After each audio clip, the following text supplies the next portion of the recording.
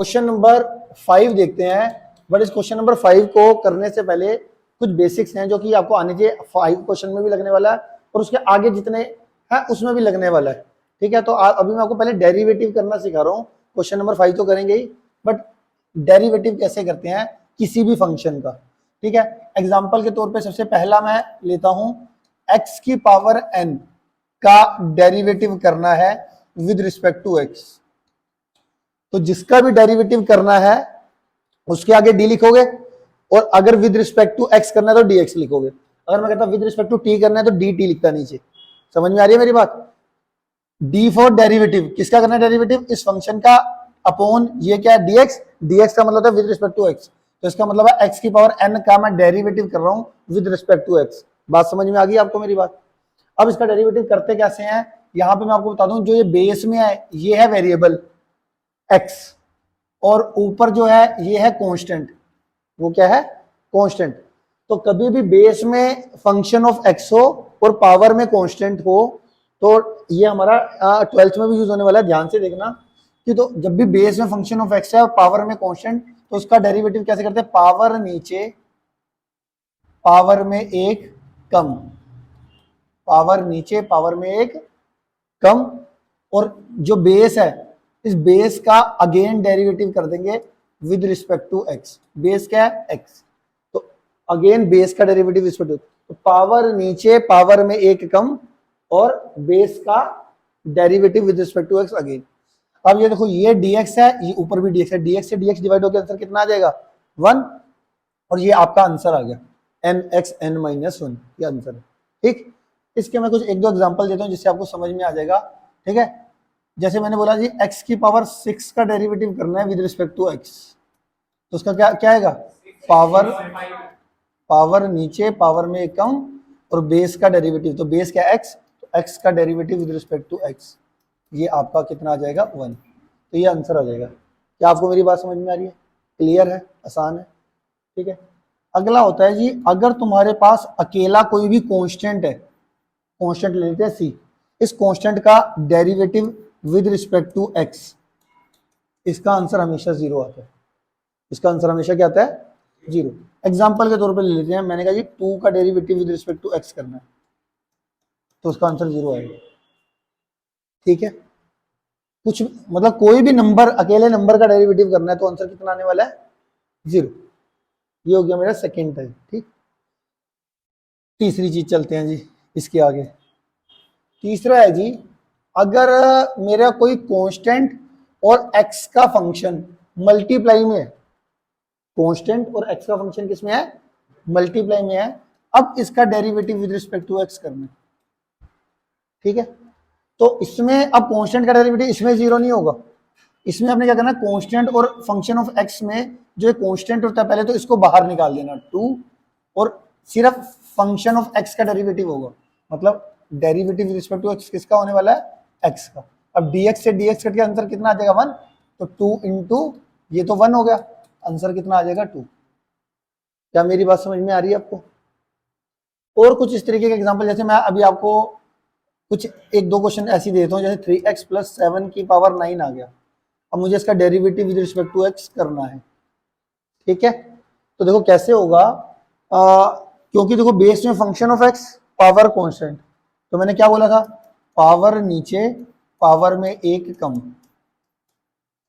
फिर बेस क्या है? 3x + 7, तो बेस का डेरिवेटिव करना है विद रिस्पेक्ट टू x, तो 3x + 7 का डेरिवेटिव। क्या मेरी इतनी बात समझ में आ गई आपको? ओके है।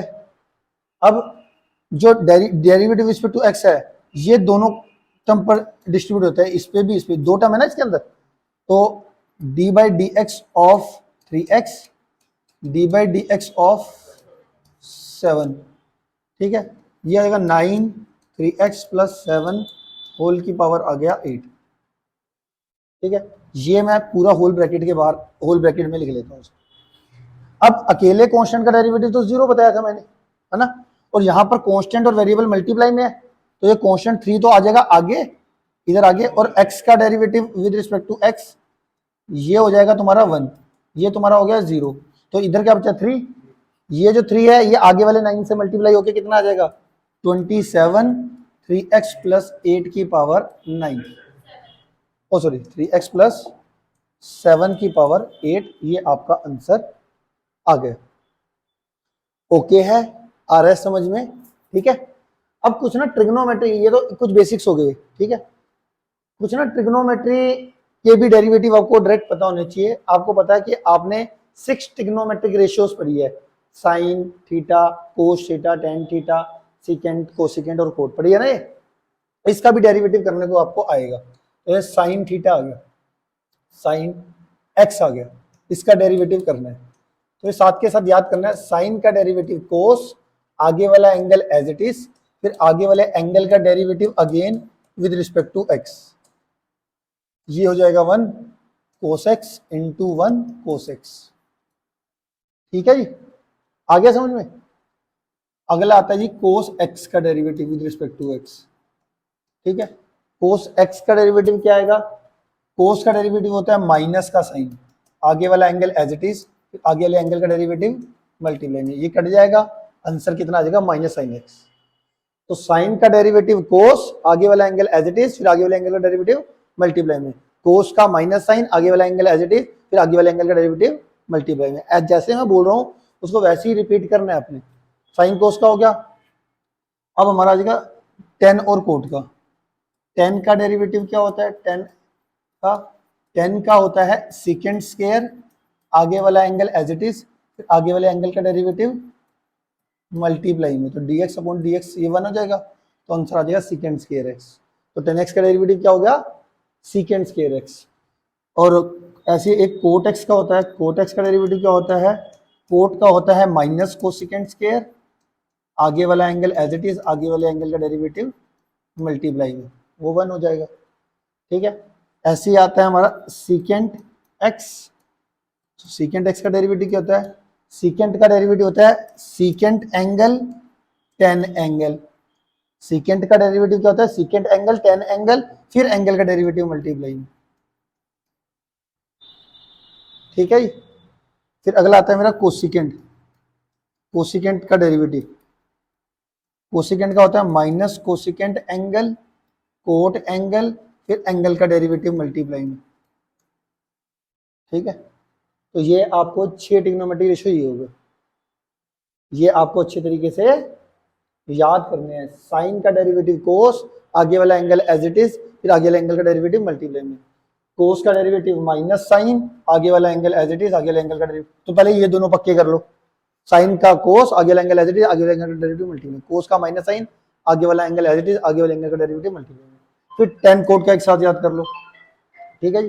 टेन का डेरिवेटिव क्या होता है हमारा, ठीक है। टेन का डेरिवेटिव देखो क्या होता है, टेन का डेरिवेटिव होता है सीकेंट स्क्वायर, आगे वाला एंगल एज इट इज, आगे वाले एंगल का डेरिवेटिव मल्टीप्लाई में, कोट का डेरिवेटिव होता है माइनस कोसेकेंट स्क्वायर, आगे वाला एंगल एज इट इज, फिर आगे वाले एंगल का डेरिवेटिव मल्टीप्लाई में, ठीक है।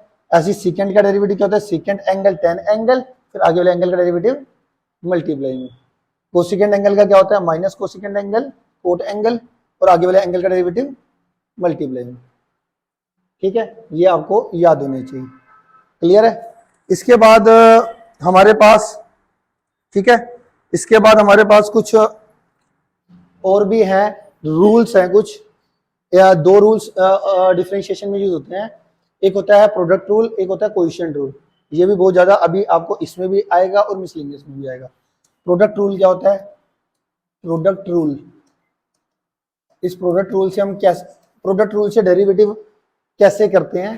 जैसे मान लो देखो, अगर कोई दो डिफरेंट फंक्शन, जैसे x हो गया और यहाँ पे sin x आ गया, ये दो x के डिफरेंट फंक्शन है ना, और इसका मुझे डेरिवेटिव करने को आ जाए, इसको मुझे डेरिवेटिव करने को आ जाए, तो इसमें प्रोडक्ट रूल अप्लाई होता है। इसमें क्या अप्लाई होता है, प्रोडक्ट रूल। अब प्रोडक्ट रूल क्या कहता है, पहला function as it is, derivative of second function, फिर second function as it is, derivative of first function. समझ में आया, दो फंक्शन है ना, एक एज इट इज दूसरे का डेरिवेटिव, फिर दूसरा एज इट इज पहले का डेरिवेटिव, आ गया। अब देखो x का x as it is, sine का क्या डेरिवेटिव था कोस, आगे वाला एंगल एज इट इज, फिर आगे वाले एंगल का डेरिवेटिव 1 आ गया, फिर साइन x का sine x as it is, ये तो dx से dx करके 1 आ जाएगा, तो हमारा आंसर आ जाएगा x कोस x प्लस साइन एक्स। ठीक हो गया? प्रोडक्ट रूल समझ में आया कैसे अप्लाई करते हैं? फिर एक होता है हमारा कोएफिशिएंट रूल, ये सारे बेसिक्स बता रहा हूँ, आज मैं डिफरेंशिएशन क्या आपको। कोएफिशिएंट, एक होता है कोएफिशिएंट रूल। इन आज के बेसिक्स पर जो बची हुई एक्सरसाइज है सेकंड एक्सरसाइज वो भी खत्म होगी, और जो आपकी मिसलेनियस है वो टोटली इन्हीं सब चीजों के पर खत्म होगी, तो इसको जरा ध्यान से देखना।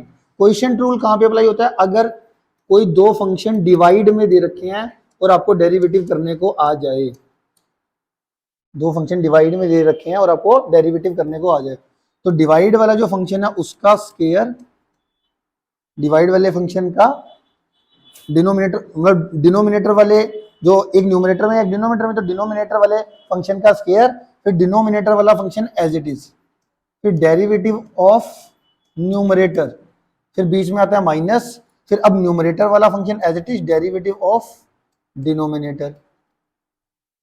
आ गया समझ में? क्लियर है? डिनोमिनेटर का स्क्वायर, डिनोमिनेटर वाले फंक्शन का स्क्वायर, फिर डिनोमिनेटर वाला function as it is, derivative of numerator. अब उल्टा हो जाएगा, अब x एज इट इज रहेगा और sin x का डेरिवेटिव हो जाएगा, है ना?